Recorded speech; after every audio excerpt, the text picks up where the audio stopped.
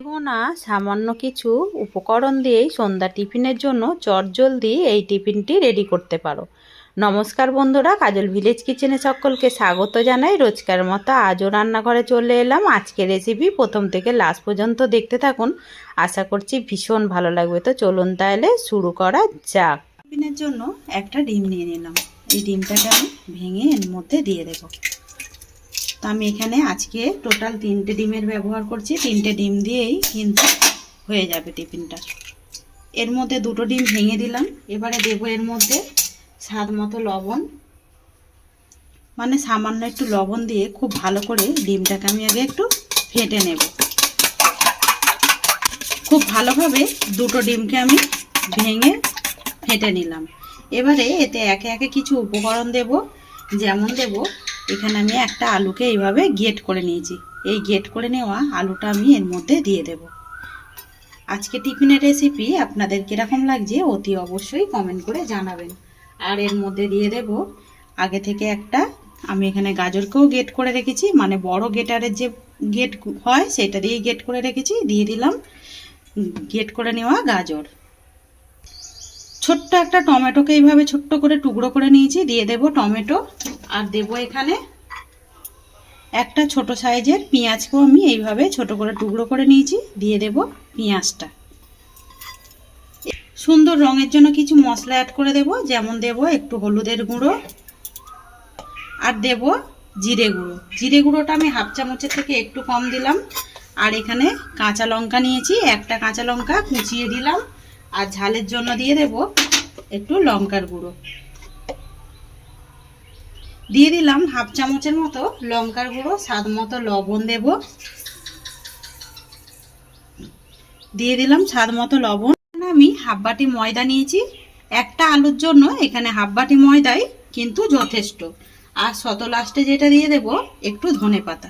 এতে করে টিফিনের টেস্টটা কিন্তু দারুণ আসবে। সমস্ত উপকরণগুলো দিয়ে দিলাম। এবারে ডিমের সঙ্গে সমস্ত উপকরণগুলোকে খুব ভালো করে এইভাবে একটু মিশিয়ে নিতে হবে। উপকরণগুলোকে খুব ভালো করে আমি ডিমের সঙ্গে মিশিয়ে নিলাম। আর এর মধ্যে কোনো রকম জল দেওয়া যাবে না, ডিম দিয়েই এই গোলাটা গুলে নিতে হবে। আর এর মধ্যে যেহেতু লবণ দিয়ে দিয়েছি, এ থেকে একটু জল ছাড়বে আলু পেঁয়াজ থেকেও, আর নরম হয়ে যাবে। অপরদিকে একটা কড়া গরম হতে বসিয়ে দিয়েছি, বলতে পারো একটা তাওয়া। তাওয়ার মধ্যে একটু তেল ব্রাশ করে দেব, সামান্য একটু তেল ব্রাশ করে দেব, টিফিনটা যাতে করে খুব সহজেই উঠে আসে। আমি এখানে সাদা তেল ব্রাশ করলাম, তোমরা চাইলে এখানে বাটারও দিয়ে দিতে পারো, এতে করেও টিফিনটা খেতে ভালো হবে। তাওয়াটা বেশ গরম হয়ে গেছে, তেলটাও ভালোভাবে গরম হয়ে গেছে। এবারে গ্যাসটাকে একটু আস্তে করে দেব। এখানে যে সমস্ত মিশ্রণটা দিয়ে একটা গোলা গুলে নিয়েছিলাম, এই গোলাটা আমি এর মধ্যে সমস্তটাই দিয়ে দেব। সমস্ত গোলাটাই দিয়ে দিয়েছি।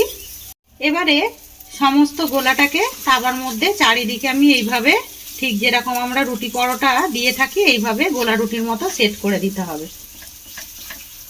আর কতটা দেখতে সুন্দর লাগছে দেখুন, খেতে কিন্তু ভীষণই মজাদার হয়। একবার এইভাবে কিন্তু ট্রাই করতে পারেন, সন্ধ্যা টিফিনটা দারুণভাবে জমে যাবে যদি এরকম একটা টিফিন থাকে। এবারে চারিদিকে এইভাবে আমি গোলা রুটির মতো সুন্দর করে সেট করে দিলাম। আর এর মধ্যে কিছু করার দরকার নেই। এবারে আমরা এটাকে ঢাকা দিয়ে 5 মিনিট মতো রান্না করে নেব। এখানে 5 মিনিট মতো লো টু মিডিয়ামে খুব ভালো করে এটাকে রান্না করে নিচ্ছি। রান্না করার পরে দেখুন কত সহজে এটা উঠে আসছে।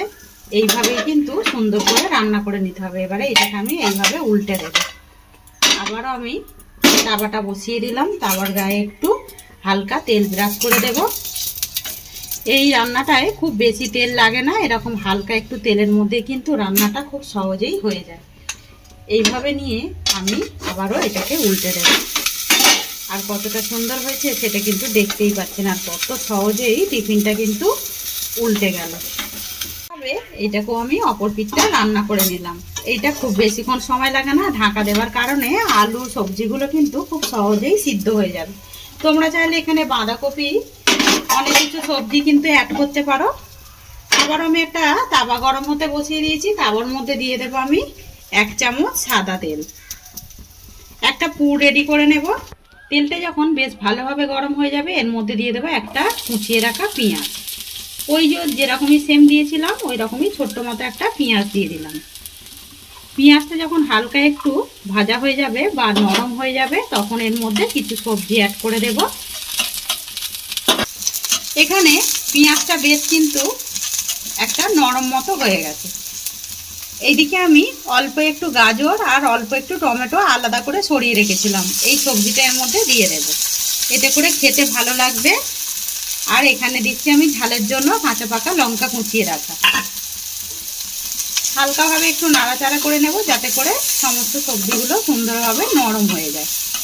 এদিকে সবজিগুলো বেশ কিন্তু সুন্দরভাবে নরম হয়ে গেছে, তখন এটাকে একটু সাইডে সরিয়ে রাখবো।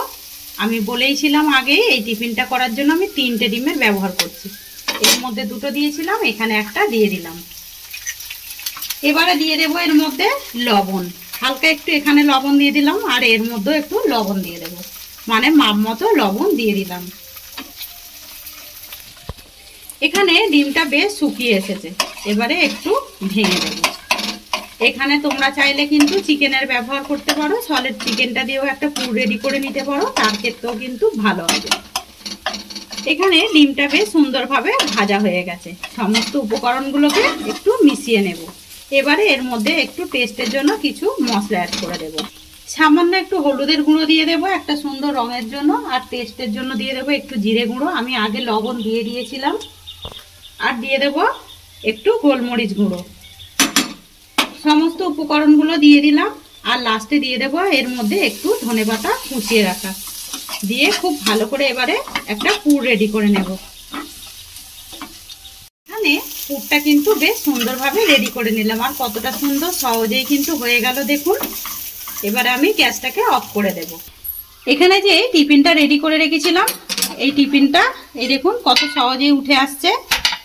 এবার আমি এইটাকে এইভাবে উল্টে নেব আর সুন্দর করে এইভাবে একটু কেটে নেব যাতে করে একটা শেপে এসে যায়।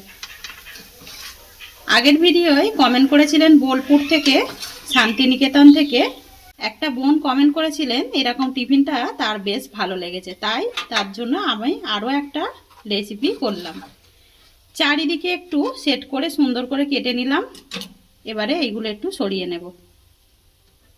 সুন্দর করে আমি কেটে নিলাম, একটা সাইড কিন্তু রেখে দিয়েছি, ওইটা কোনো রকম কাটার দরকার নেই। এবারে যেই পুরটা রেডি করেছিলাম এর ঠিক এইরকম সাইডে দিয়ে দেব। সুন্দর করে আমি টিফিনটা যেই পুরটা রেডি করেছিলাম এর উপরে দিয়ে দিয়েছি। এবারে এইভাবে সুন্দর করে মুড়ে নিতে হবে একটা ফোল্ড করে। আজকের রেসিপি আপনারা কে কোথা থেকে দেখছেন অতি অবশ্যই কমেন্ট করে জানাবেন যে এই টিফিনের রেসিপিটা কেমন হলো। এভাবে সুন্দর করে আগে মুড়ে নিলাম। সুন্দর করে আমি ফোল্ড করে মুড়ে নিয়েছি। এবারে বাচ্চাদের যাতে পছন্দ হয় বা ছোট থেকে বড় সবাইরই পছন্দ হবে এরকম একটা টিফিন যদি হয়। এবারে এখানে আমি চিজ নিয়েছি, এই চিজটাকে এইভাবে সুন্দর করে আমি এর উপর থেকে দিয়ে দেব যাতে করে খেতেও ভালো লাগে। এখানে আমি 2টো চিজের পাতা নিয়েছি, তোমরা চাইলে গ্রেটারের সাহায্যে গ্রেটও করে দিতে পারো অথবা ছিঁড়েও দিতে পারো। তো এইখানে আমি এইভাবে সুন্দর করে দিয়ে দিলাম চিজ। অপর দিকে আবারও গ্যাস অন করে দিয়েছি, এটাকে আমি বসিয়ে দেব। 5 মিনিটের জন্য বসিয়ে দেব, তাতে করে কিন্তু বেশ ভালোভাবে চিজটা গলে যাবে। আবারও আমি ঢাকা দিয়ে লো টু মিডিয়ামে 5 মিনিট পর ফিরে আসছি। 5 মিনিট পর ফিরে এলাম। কত সুন্দরভাবে চিজটা গলতে শুরু করেছে দেখুন। ওপর থেকে এবারে আমি একটু ধনেপাতা দিয়ে দেবো যাতে করে দেখতে সুন্দর লাগে, তাই জন্য। আজকের রেসিপি আপনাদের কিরকম লাগলো অতি অবশ্যই কমেন্ট করে জানাবেন। যদি রেসিপিটি ভালো লেগে থাকে একটা লাইক করে দিয়ে এইভাবেই আমার পাশে থাকবেন। একটু ঢাকা দিয়ে দিয়েছিলাম, টিফিনটা একদমই হয়ে গেছে। এবারে নামিয়ে নেব। গরম গরম এরকম টিফিন খেতে কার কার ভালো লাগে অতি অবশ্য কমেন্ট করে জানাবেন। আমাকে সাপোর্ট করবেন আমার এরকম নিত্য নতুন রান্নার জন্য। পাশে থাকা বেল আইকনটি প্রেস করবেন। সবাই ভালো থাকবেন, সুস্থ থাকবেন। ধন্যবাদ। আবারও কোনো নতুন রেসিপি নিয়ে ফিরে আসবো। আজকের মতো এই পর্যন্ত।